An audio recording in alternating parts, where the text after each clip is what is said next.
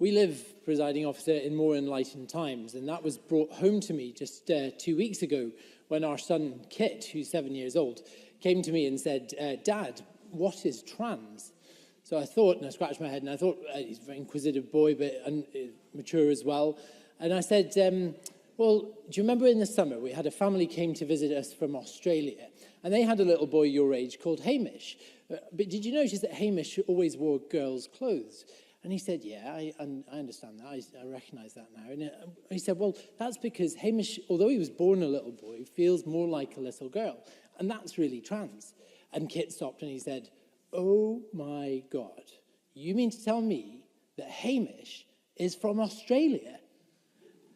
I like to think that that level of acceptance is the new generation that our children and young people, and that acceptance is wholesale and felt right across the board. But with that enlightenment, we should reflect that in the public policy, and that is largely from where this debate stems. And I recognise, as Ross Greer articulated in his remarks, that a tension does exist between cisgender women and the intersectionality of the trans community. And I have been dismayed by some of the arguments in that debate.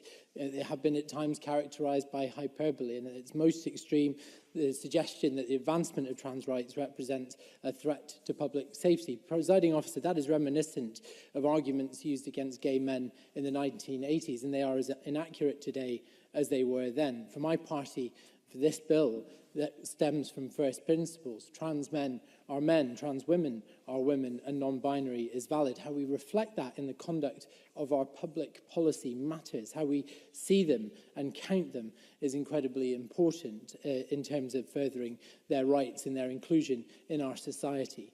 It is clear where the